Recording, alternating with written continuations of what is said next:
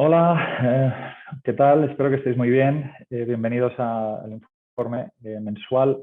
Como siempre voy a compartir pantalla y básicamente he partido la conversación en diferentes partes.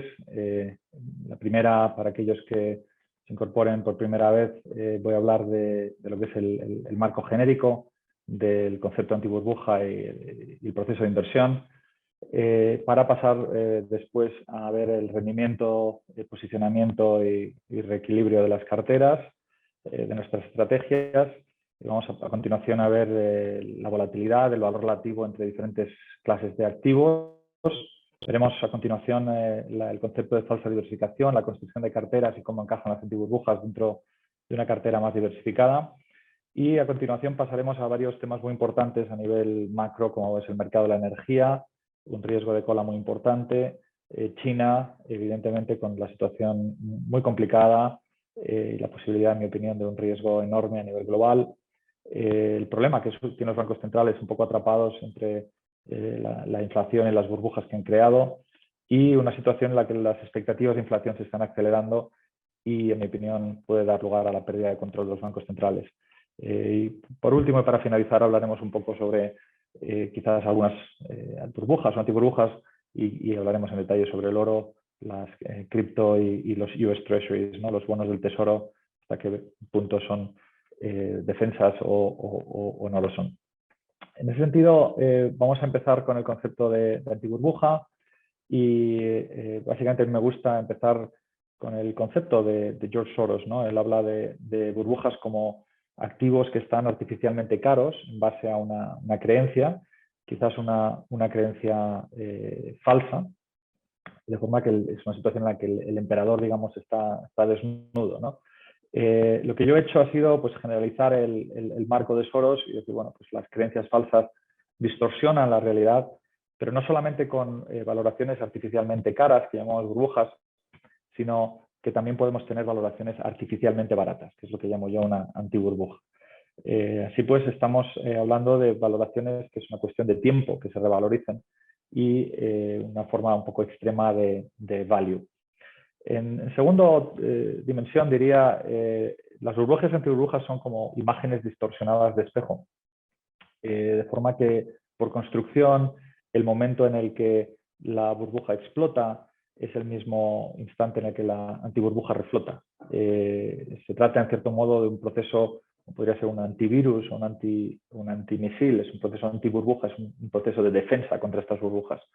Y básicamente el momento de la explosión, el catalizador, es el mismo.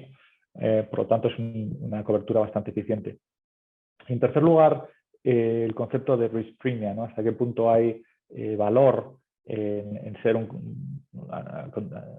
a menudo es ser una posición contraria, ¿no? Al consenso del mercado.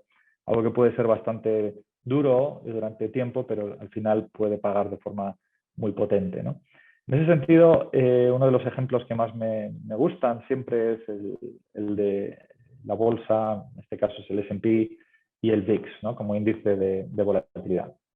Y lo que vemos es como hay periodos en los que tenemos la volatilidad artificialmente baja, dominados por motivos de complacencia, que puede dar lugar a, digamos, una situación de valoraciones artificialmente caras, ¿no? La volatilidad artificialmente barata puede dar valoraciones artificialmente caras por dos motivos principalmente. Por un lado, motivos cualitativos, como puede ser la percepción de que no hay riesgo, de que mamá y papá, los bancos centrales nos van a rescatar, que todo está bajo control, o también procesos más cuantitativos, como puede ser estrategias que siguen de tendencia, trend following, o de paridad de riesgo, risk parity, o de vol targeting, que busca un nivel de volatilidad constante y que básicamente hace que cuando la volatilidad cae, compren más.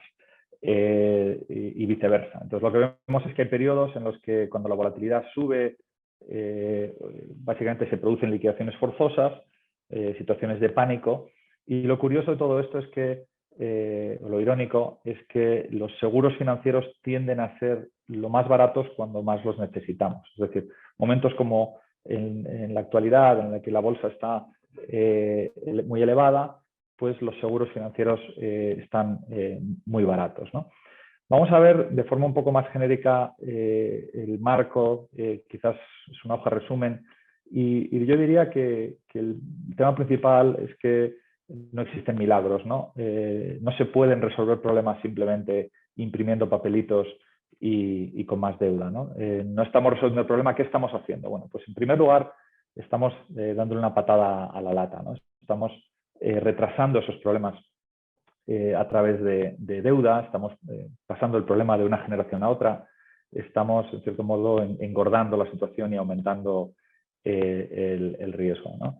En segundo lugar, ¿qué estamos haciendo? Pues estamos básicamente transfiriendo el riesgo, ¿no?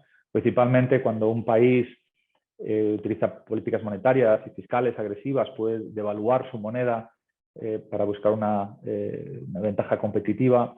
Lo que vemos es que ese problema se está transfiriendo de uno a otro, no se está resolviendo y puede dar lugar a mecanismos de defensa, como puedan ser las batallas comerciales, ¿no? Si yo no puedo controlar tu política y tu abuso monetario y has devaluado un 20% de tu moneda, pues te voy a poner un arancel del 20%, ¿no? Eso lo que hace es neutralizar, digamos, este efecto y al final, pues más de lo mismo, incluso no soluciona nada, sino que hace que las cosas sean peores, ¿no? En tercer lugar, estamos transformando los problemas, transformándolo en inflación, en desigualdad. Hemos visto cómo la inflación de activos, ya sea en las casas o muchas cosas, está creando una divergencia aún más extrema entre los ricos y los pobres, y es algo que hemos visto, por desgracia, en ciclos anteriores, cómo puede crear grandes problemas y tensiones sociales. Por lo tanto, una arma peligrosa con la que están jugando los bancos centrales y que está acelerándose. Y quizás, y en último lugar, evidentemente están aumentando los problemas, ¿no? Estas políticas monetarias y fiscales sin límites están creando, en mi opinión, burbujas sistémicas demasiado grandes para dejarlas caer y que darán lugar a un problema de estanflación, ¿no? Que es subida de precios sin crecimiento económico, que es simplemente el peor escenario posible, ¿no? para una economía. Así que resumo un poco la visión como la transformación, la última década, un proceso de abuso monetario fiscal que ha transformado el interés sin riesgo en riesgo sin interés. Una dinámica que ha creado unas burbujas sin precedentes y que, en mi opinión, darán lugar a una transformación en la próxima década, que es la transformación de burbujas en como digo, estanflación. Esta primera parte concluyo. Aquellos interesados, por favor, podéis ver otros vídeos que contienen las secciones que había comentado. Espero que sea de interés. Gracias.